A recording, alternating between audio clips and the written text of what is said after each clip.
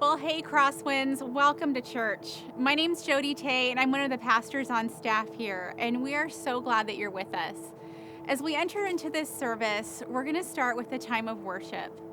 And I don't know how you're entering this time, but I know that there's a lot going on, and probably there's a lot of things swirling around you right now, either in your mind or just in your life. But our hope is that you can allow yourself to just be present as we sing. We believe that anytime we come together as a church, either virtually or in person, that God will show up. Because anytime you can carve out dedicated space to meet with Him, He will be there. And sometimes His voice comes in a whisper or an image or in a word that He gives you, but God will meet you. We just have to settle down so we can hear a little bit. You need to know that God has something for you in this service. And so I invite you just to kind of let go of all the things that are swirling in your mind and even around you. And let's enter into this time with God together.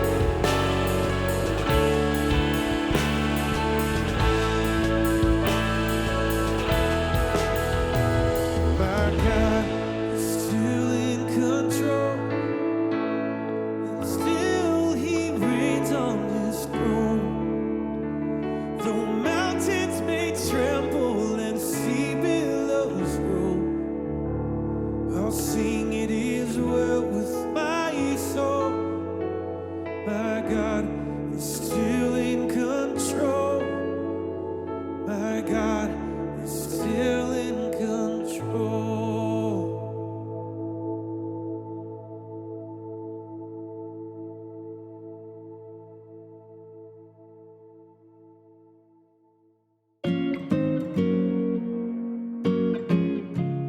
Well, thanks so much for worshiping with us. As we continue in our service, I want to let you know about a few things that are happening. We've got such a unique opportunity this month to walk alongside an amazing organization in our community called Shepherd's Gate. They help women and children escape cycles of addiction, violence, and abuse, and they do such amazing work. Well, this month they're hosting a special Valentine's Day dinner for 13 moms and their kids, and they could use our help. We need some volunteers to help decorate the day before the event on the 13th, and we need even more help the day of the event by bringing gifts and decorations to the shelter, as well as helping serve at the party by helping to serve them and then help cleaning up. I know that so many of you have been asking about ways to serve the community, especially during COVID. Well, this is an amazing way to do it. And so if you want to partner with us in doing that, you can go to our website and you can sign up to be a part of that. I also want to remind you that while the primary way to experience our service continues to be online through our on-demand platforms like the one that you're watching now, but for those of you who are wanting the full interactive community experience, we are hosting Sunday services live and in person on our campus at 10 a.m. We are doing everything that we can to keep you safe as we do this. We are limiting the service to 100 people or less, socially distanced, of course. We ask that you bring your own lawn chair to sit in and bring a Bible so you can follow along. And we will provide the worship, the teaching, and handouts to follow along during the service. Just a couple of things to know about this. In order to keep a safe number, we really need you to register ahead of time before you come. You can find that registration link on our homepage in the top banner. Please also remember to check that same banner on Sunday morning before you come to make sure that services are still happening. We'd love to see you live and in person with us next Sunday. Well, finally, we want to thank you for how you support Crosswinds through your gifts. As we are already in February of 2021, we are busier than ever. We have got a lot of ministry happening, and you need to know that we are able to plan and dream and be active in ministry because of how you give, and we are so grateful for that. If you're not already partnering with us in this way, we'd love to have you start. There are 3 ways that you can give. You can mail a check, you can give online, or you can text. And just please know how grateful we continue to be for how you support us here at Crosswinds. Well, as we continue today, I want to ask you a question. I want you to think about something. Have you ever noticed that sometimes it feels like there's a wall between you and someone else? Like, no matter how hard you try to understand one another, something just keeps blocking that. Well, this is the basis for the new series that we're starting today. And to show you this concept in a really visual way, our video team put this together. Take a look.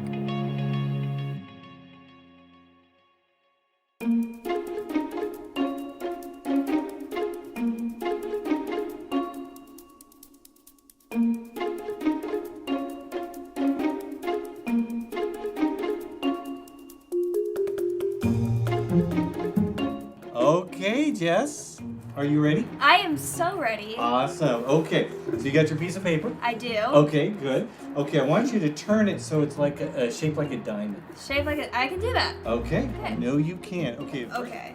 Got it? Okay. Are you with me? I think so. Sure you are. Okay. I think I got it. You know what? I think I messed up. Oh. I'm not sure. Maybe not. The origami master is making a correction. Okay. Yes, okay, now this is where it gets a little tricky. You're pulling the right point towards the left. Towards the left. Yeah, it's going to make a horizontal fold. Oh, okay. Okay. Okay. Fold it behind. It was supposed to actually go behind, not on the top. So, Behind what? the paper. So instead of folding it in front, I want you to fold it behind. There's a two top peaks. You know, I think I've got 3. Wow, you are special. I'm doing it a fancier way. And you are done. This is what we made. It's what I think of you. Wait, this is what you think of me? I do, with all my heart. We're doing page 22. Page 22, All right, alright. see if you can keep up. It kind of looks like a hot dog bun. Interesting. We're only on step 2. All right. Flipping Bottom back. point. Yes. Is that on the right? It's on the bottom. Not on mine. Oh, far right. Very carefully. Is this a diamond shape? Well, no. And we're going to extend that out to reveal the beak. The beak? Yes. This is not a beak. Oh, it's whatever you want it to be. Now, you consider yourself creative, right? I like to, yes. Awesome. Okay, we should have no problem with this. All right. Take one of the top points. Let's see, am I doing this right? One? Yeah. Okay, yeah, because there's 2 top points, right? Oh, I missed a step. I missed a whole bunch of steps. No. So flip it over Yeah. so it looks like this. This? Yeah, I'm showing the camera. Oh, okay. And now we're gonna fold it behind itself. Doesn't like not that. all the way down, maybe about a ½ inch down. Okay.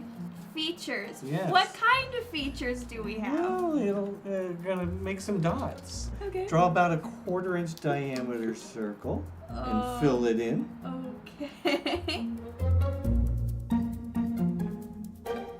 We are gonna do more advanced since you're so good at this. I'm so We're good gonna at use this. two pieces of paper. See, left side to right side, Left side to right side. and fold it. Yeah, How and much then is half fold an it. inch? Or whatever. I want you to fold each one of those behind about a 1/4 of an inch down. Behind what? Behind itself. Behind itself. Yes. And There we go. we are done with this piece. Oh. Believe it or not. Okay, set that aside. Grab your green sheet. Let's see. Take the right corner and pull it down. Pull it over itself and down Over itself and down. till the edge lines up with the center fold line. Okay. Oh, you know what? I did that last step wrong. So open up that last one. Oh man. It should meet. There's a point to the right. To the right. Yeah, and I want you to meet up with that point, with the top point, and fold. Oh boy. Oh, okay. Yeah. But actually open it up and fold it on that same line, but behind itself. Okay. Yeah, and that should be perfect now. Fold about maybe 3/4 of an inch. Gorgeous. Yes, my beautiful Olympic torch. Olympic torch. Yes. Wow. It's like the fires in California. Oh yeah.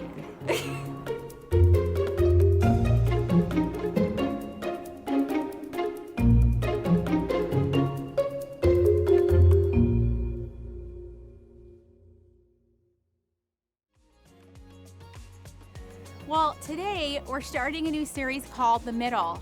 And this series is all about how we navigate relationships and conversations where there seems to be a wall between you and someone else. Like, how do you find a middle ground in order to move forward in that? And so as we start this series, I encourage you to think about some of the walls in your own life and maybe let God start speaking to you about them as you move through the next several weeks of this series. And so as we start this series today, we just want to thank you again for joining us. We're so glad you're here.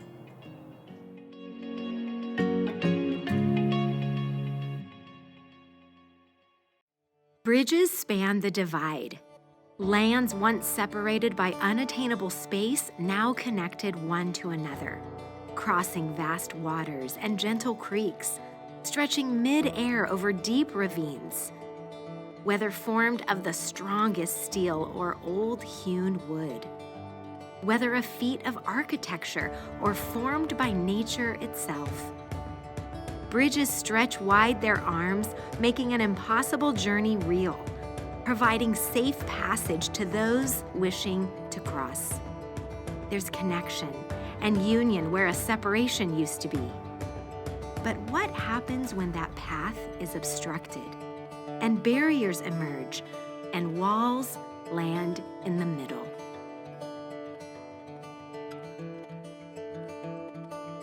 Well, hey, Crosswinds, as I get started today, let me ask you a question. How do you get across a ravine? Assuming that you've got a ravine or a gulch, a canyon, something where there's a cliff or a high point on one side and then a high point on the other, what are some ways to get across? One of the ones that I think of immediately is a tightrope. I've watched enough Nick Wallenda TV specials that when I think of a ravine, somebody having to get across, I picture him doing it and turning it into a 2-hour event. Niagara Falls, Grand Canyon. I also think of zip lines. I don't know if you've had a chance to zip line. We've done it a few times in our family. And my favorite moment in zip lining, seems like this is a thing everywhere you go, the last zip line you go on is always gonna be the longest one, usually across some great divide. FYI, the longest zip line in the world is in the United Arab Emirates. It is almost 2 miles in length. It takes 2 to 3 minutes to get across that one zip line, and it costs $177 US to ride it. It's probably the most expensive way to get across a ravine. But maybe the thing that came to most of your minds, I know it's the one that comes to mine, is a bridge. And I'm filming today's message out here on this bridge at Crosswinds for a few good reasons. One, because sometimes it's just nice to get out of the office. But the other reason is that this bridge, really any bridge, makes a perfect metaphor for something we're going to be talking about this series. This series, The Middle, is about something that I believe to be profoundly true that I think you need to know about, to be aware of. And it's something I think is going to resonate with you and speak to a problem you're having. In fact, I don't know that there's a more relevant thing to talk about right now and for you to be aware of than what this series is all about. And this bridge is going to help me explain it today. So, our lives, our stories, unfortunately, are stories of divide. That is the most pessimistic, cynical sounding statement in the world. I wouldn't be surprised if you feel like turning this off. Don't. It's about to get hopeful. But to get to the good, can we start with the bad? Our relationships often find themselves in times of divide. What I mean by that is 2 people on opposite sides of a metaphorical ravine, usually over some sort of disagreement. That disagreement could be over how to parent. There are times Andrea and I don't see eye to eye on what we're doing with our kids, and usually we work it out pretty quick, but sometimes it creates a bit of a ravine. The disagreement could be at work over how you're going to get something done, like what strategies you're going to implement at your company. Maybe that creates a bit of a ravine. And of course, depending on how high the stakes are with whatever you're disagreeing on, that ravine gets bigger, right? Or maybe it widens because of how often you find yourself disagreeing. Another thing that can cause this divide is disagreement over religion.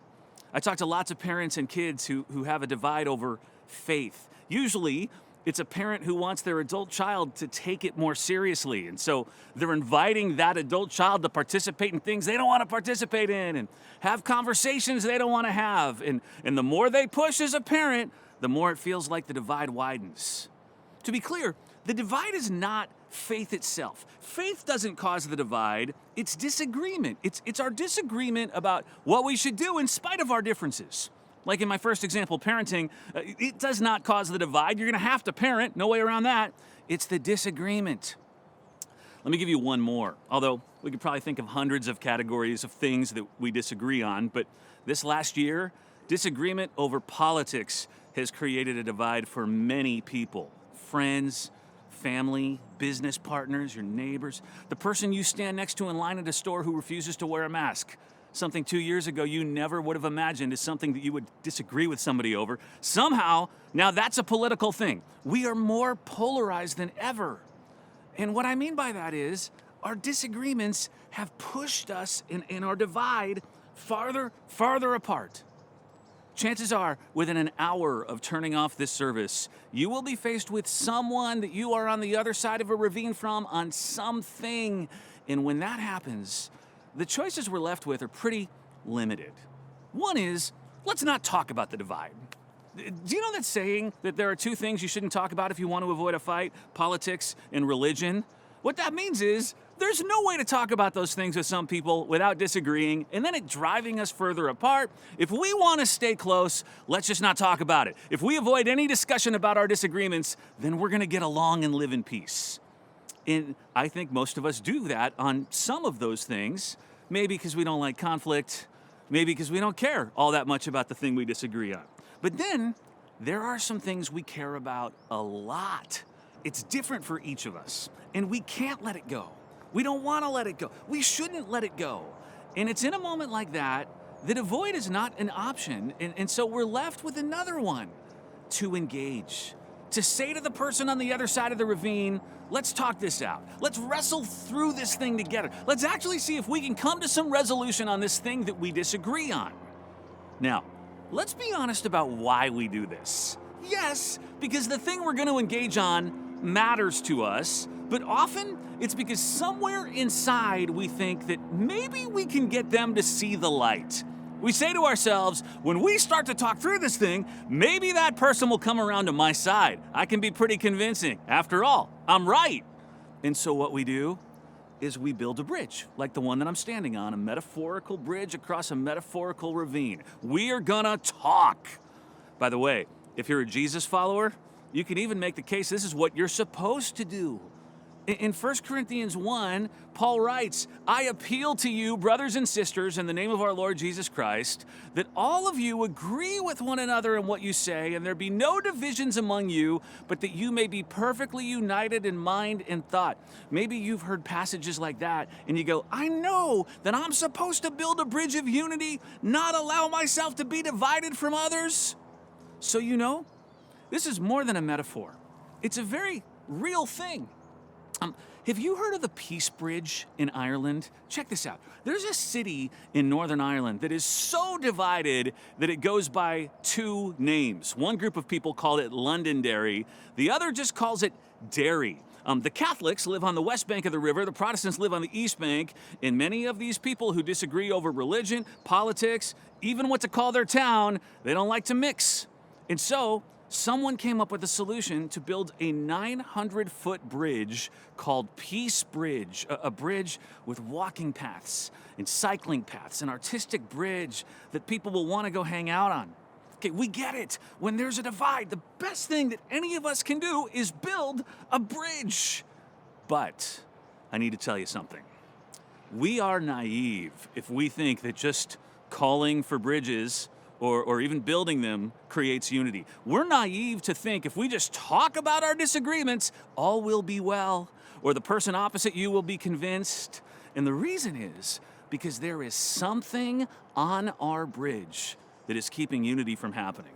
Something in the middle of it that will not let you get to the person on the other side, or even to the person who came out to meet you halfway on the bridge. There is something separating you. You ready for what it is? A brick wall.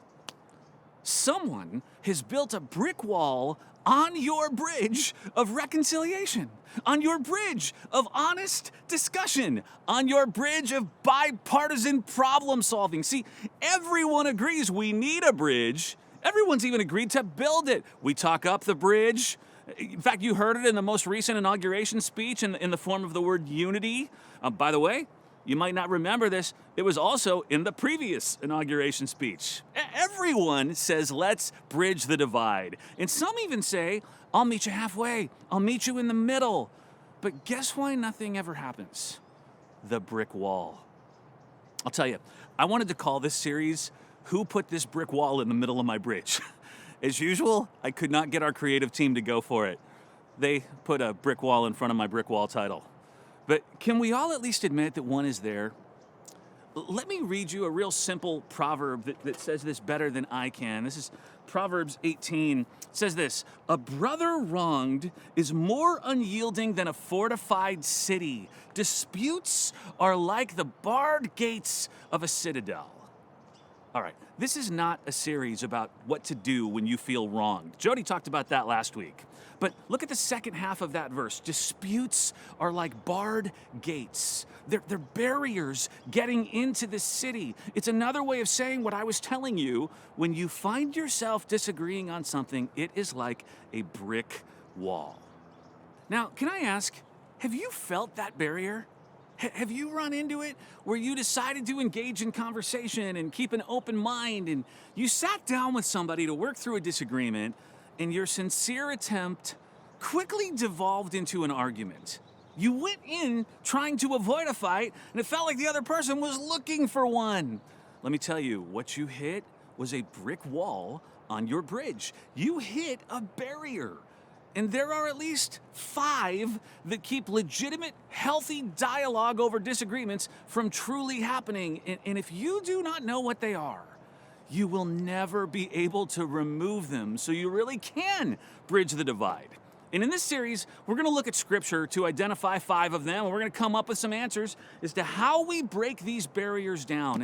And the reason that this is so important is because we are called to bridge these divides. And because you do care about the person on the other side.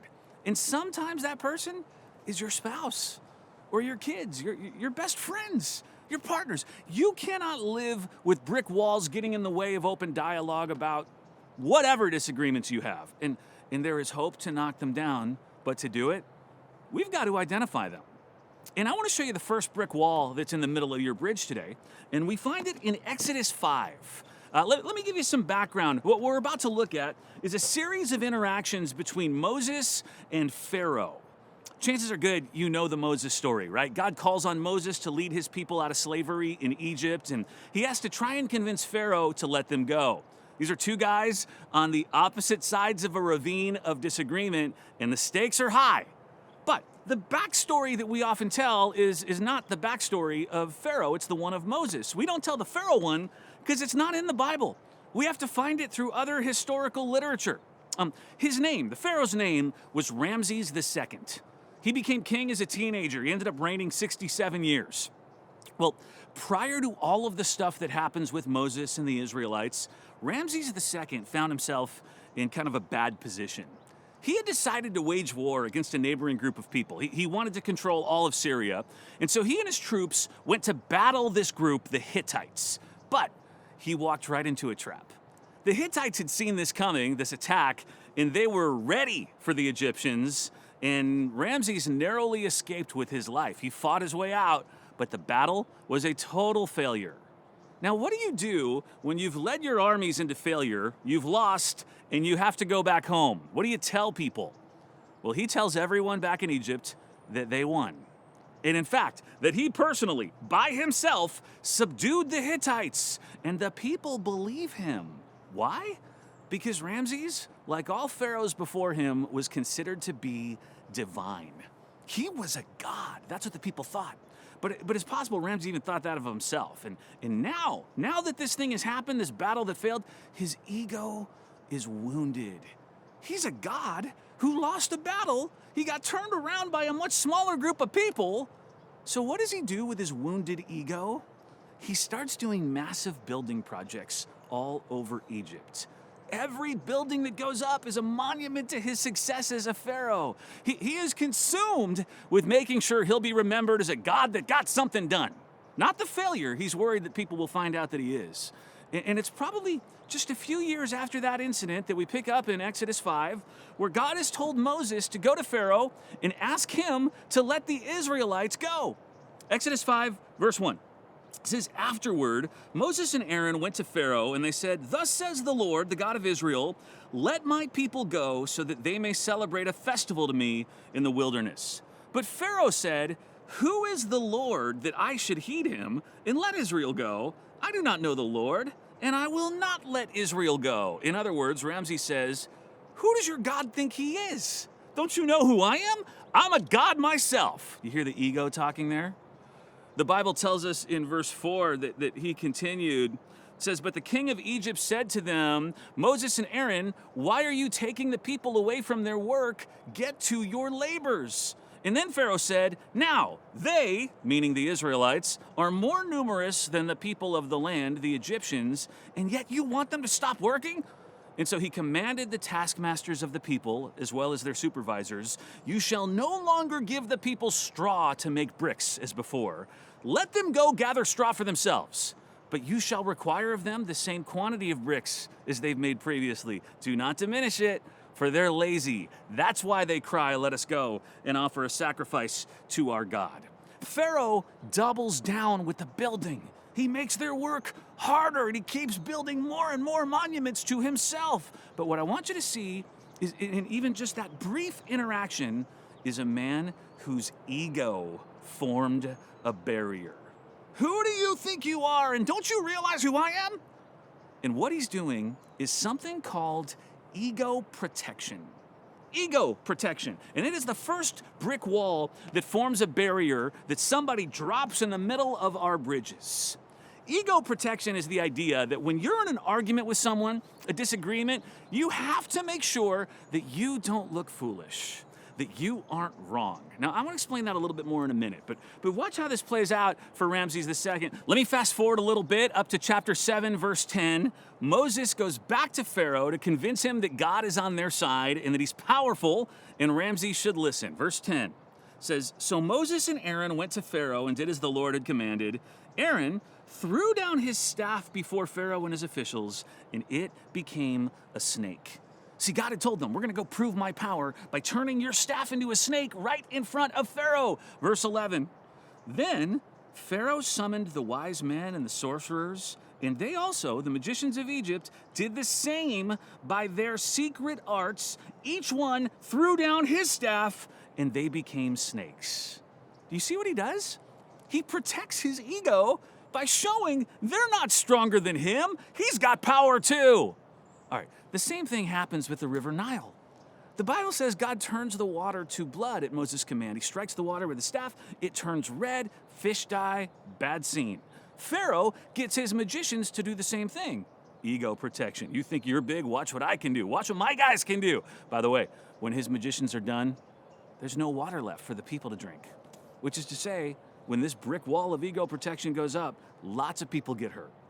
Usually lots of casualties and damage when an ego keeps a bridge from getting crossed.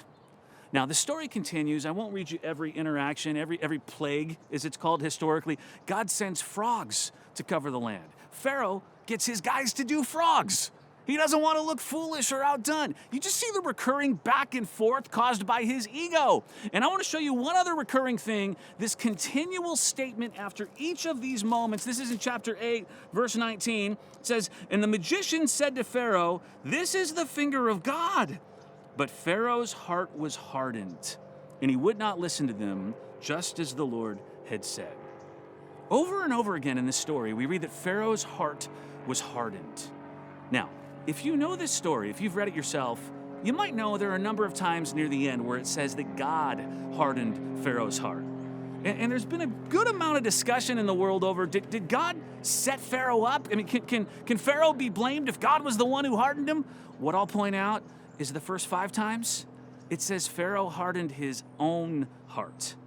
5 times God tried to build a bridge across the divide with Pharaoh through Moses. 5 times he let his ego get in the way. Pharaoh put up a brick wall.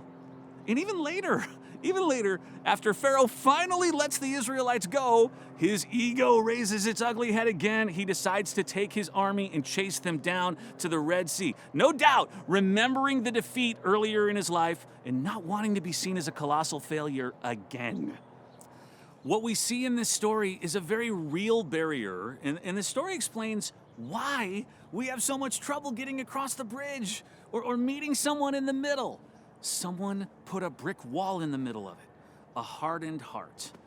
And let's use a different phrase, the one we've been using that gets a little bit more descriptive for you today to explain this wall. The first barrier we've been talking about, ego protection. I don't want to look foolish.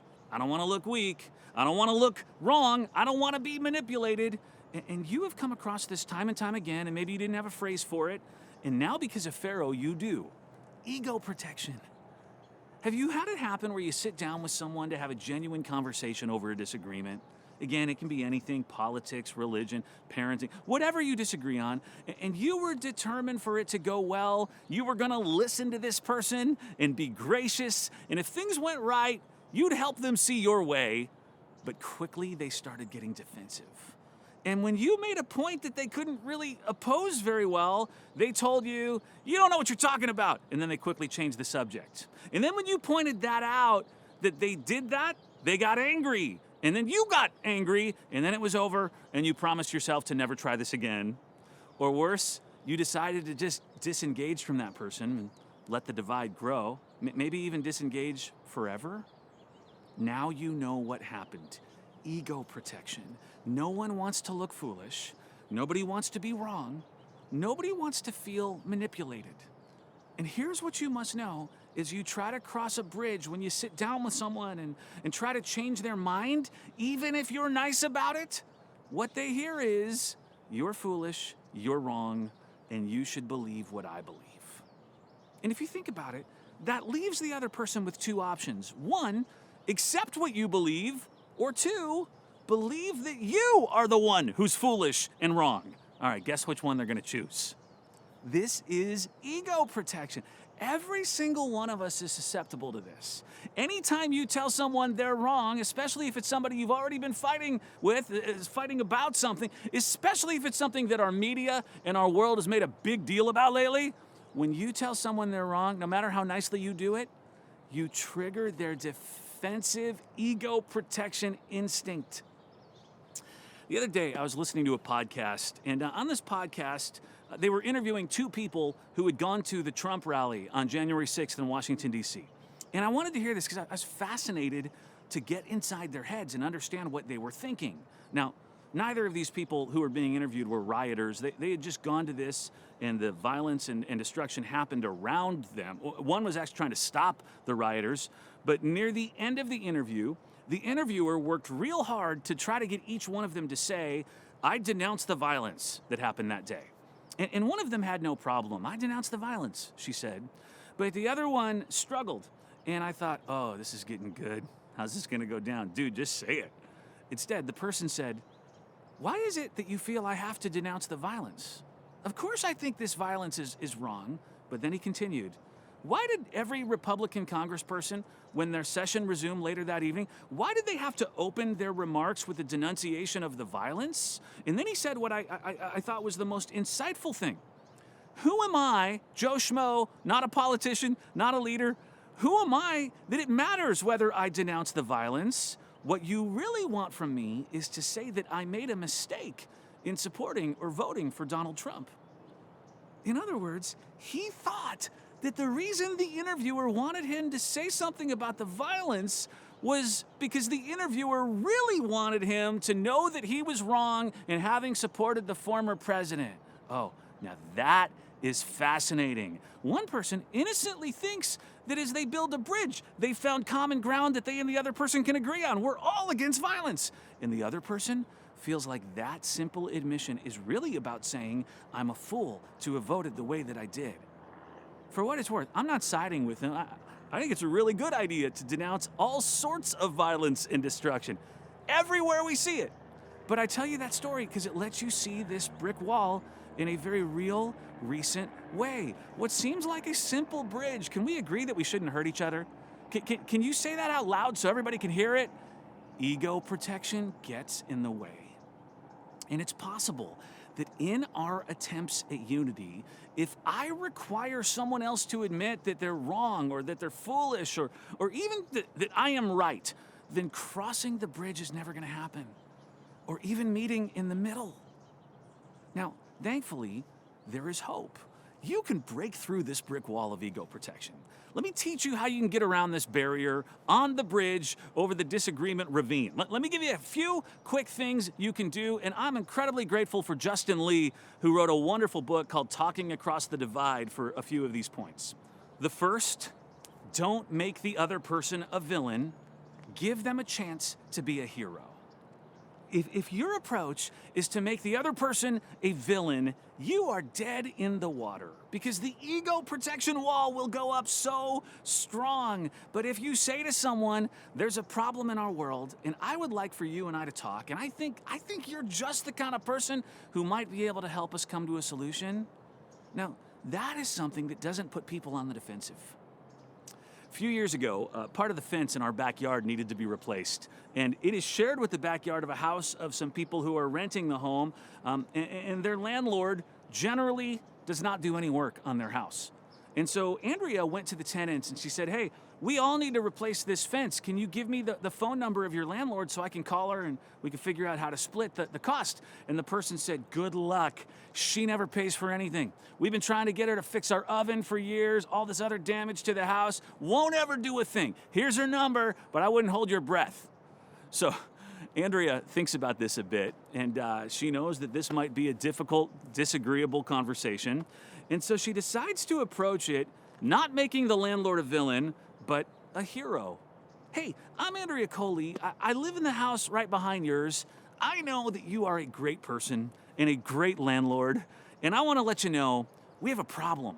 The fence that we co-own is getting dangerous. At any moment, it could land on your tenants, land on my kids. I know that you'd want to do the right thing and get that fixed, just like I do. So I got a quote from this guy who did the other parts of our fence. How do you want to pay your half? The person said, absolutely. Where do I send a check? All right. Often when I'm talking to someone who's on the opposing side from me, and I know if I'm not careful, there's going to be a fight. If I go in guns blazing and I point out what they've done wrong and where they didn't keep their promises and how they've messed things up, I guarantee brick wall. We all lose. But if I go in and I say, I've got a problem that needs to get solved, and I think that you might be the hero to solve it. And by the way, while we're talking, I'm so grateful for your heart to want to be a hero. I'm impressed with the way that you've proven yourself to be heroic already. When I do that, it is amazing how soft people's hearts get. So, one way that we break down this wall is by not making people villains. Give them a chance to be a hero. Here's a second one. You listen to their story and listen for their motivations, and then you tell their story back to them. All right, I know that's a mouthful. That's a really long point. Let me say it again. You listen to their story, you listen for their motivations, and then you tell their story back to them. Proverbs 18:13 says, if one gives an answer before hearing, it's folly and shame. Okay, here's the deal. The person that you're talking to with an ego, they need to feel like they've been heard. And the assumption is, when there's a divide, that you haven't been listening. That's what they think. Because if you were listening, you would agree with them and be on their side of the ravine. If you would only listen, you would agree with me. But since you're not, it must be that you haven't been listening to them. And so what you need to do is break down the brick wall by listening, and you need to understand their motivations. You know, if somebody thinks that kids should be back in school right now, and you don't think that they should be in school, you disagree, you need to understand why they think that's so important, and you need to hear their personal story so you can understand their motivations, and then they need to know that you understand it. So what you're gonna do is tell their story back to them. I am a small part of a group of people who are trying to see people who disagree with each other come together, trying to depolarize America. I know that's a crazy, lofty concept, but one of the things that this group has been doing during the pandemic is holding online workshops where you actually practice building bridges with each other over disagreement. And so one day, a few months ago, I was on one of these online workshops, and they split us up into pairs where you just go into your own little Zoom room together, just you and the other person. And the idea that day, you were supposed to role play speaking and then listening to each other over an area of disagreement that they assigned to us. And the one that they assigned to us that day was gun control. Now, I don't know what side of the gun control debate that she was on, and I'm not going to tell you what side I'm on because that will distract you from this story. But I was supposed to play the part of a person who was pro-gun. I don't even know if you say it that way, pro-gun. She was playing the part of a person who was against guns. And as much as you're playing a part on this, you're supposed to draw from your own personal experience in the dialogue.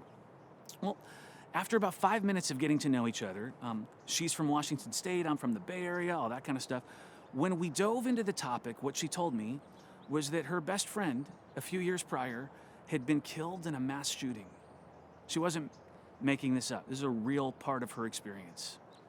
And as she explained that experience to me, and then her stance, and I was able to communicate back the degree to which I heard her pain, that tore down the wall of ego, had it been there. I am convinced that most brick walls would come down if we hear each other's stories. Everyone has a story as to why they believe what they believe or stand on the side of the ravine they stand on. And this is time-consuming work, right? Which is why it doesn't get done. But if it did, there would be more bridges and less walls. All right, third one. Understand that an explanation is not an excuse and that you are not giving in to the opposition if you hear one and you agree with it. Let me say it again. An explanation is not an excuse, and it's okay to agree with somebody's explanation. Here's what I mean by this.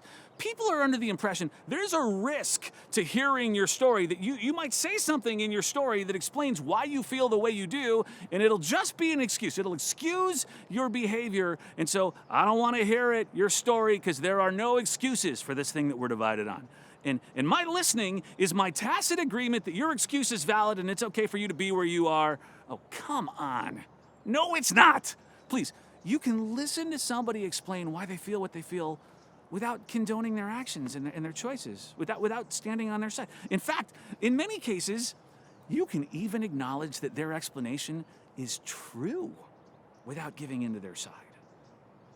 If you refuse to listen to someone's explanation because you're afraid that it's an excuse, okay, guess who built the brick wall then? You. You're the one unwilling to truly cross the bridge because you're saying, I don't really want to know why you feel the way you feel. And that's a deal breaker. Which brings me to the last thing that you and I can do to break down the wall in the middle of the bridge. Number 4, check your own ego. Every one of us has one. We have this ability to get defensive, to worry that the other person wants to make us out to be wrong or foolish. And until we make sure that our own need to be a hero or our fear of being wrong is in check, is out of the way, we're going to find the walls stay up. My friends, ego protection is a terrible wall. And now that you've got eyes to see it, in the knowledge you can't bully your way through it, I believe you're going to help that other person cross the bridge to your side, or at least meet them in the middle. And the way you're going to do it is by protecting their ego for them, with them. All right, I hope you keep coming back this series. I've got 4 more barriers you need to know about. This could not be more relevant. I want to ask you to think about this brick wall as Derek leads us in one more song.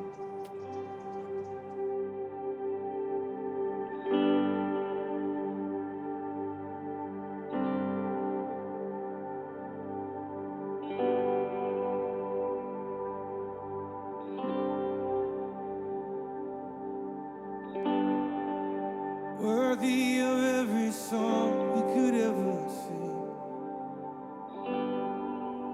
worthy of all the praise we could ever bring.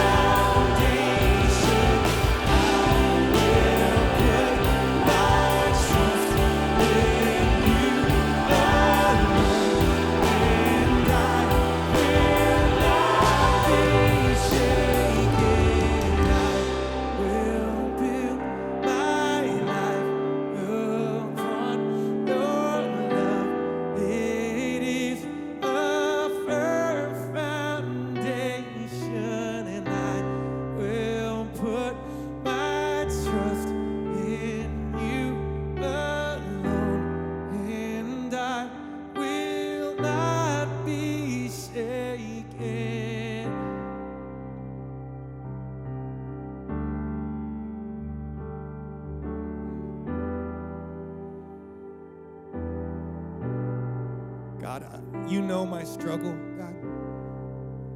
You know where my heart has been hardened, Lord, where my ego has taken over, God. You know that I struggle, Lord, to view others as people not just worthy of your love, but worthy of my love also, God. Will you give me the courage, the bravery? Will you give us the courage and the bravery to go to people and meet them in the middle, God?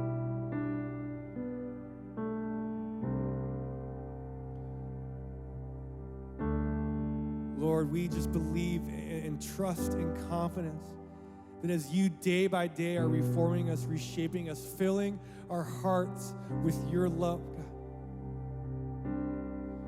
You're teaching us to love others like you do, teaching us to see others like you do, God. I'm so thankful for that, Lord. I'm so thankful for that, God. Lord, be with us as we walk through this week now. Whatever circumstance we face, whoever we're going to walk through it with, God, be with us. And in your name, amen.